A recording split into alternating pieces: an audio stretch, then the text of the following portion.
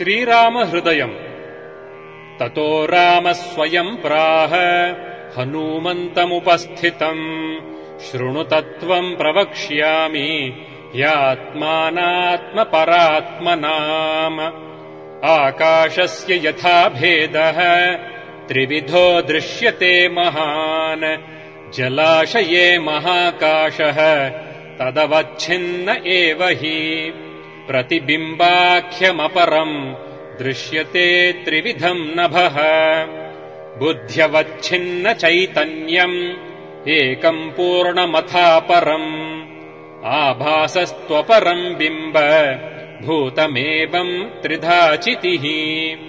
साभासबुद्धेः कर्तृत्वम् अविच्छिन्ने विकारिणे, साक्षिण्यारोप्यते भ्रान्त्या जीवत्वम् च तथा बुधैः। आभासस्तु मृषा बुद्धिः अविद्या कार्यमुच्यते, अविच्छिन्नम् तु तद्ब्रह्म विच्छेदस्तु विकल्पतः। अविच्छिन्नस्य पूर्णेन एकत्वम् प्रतिपाद्यते, तत्त्वमस्यादिवाक्यैश्च साभासस्याहमस्तथा।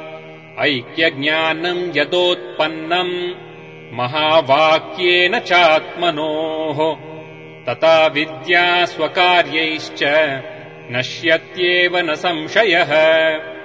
एतद्विज्ञाय मद्भक्तो मद्भावायोपपद्यते, मद्भक्तिविमुखानाम् हि शास्त्रगर्तेषु मुह्यताम्।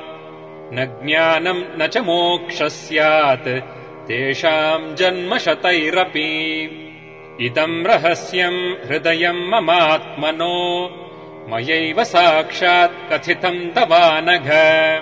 मद्भक्तिहीनाय शठाय न त्वया दातव्यमैन्द्रादपि राज्यतोऽधिकम्।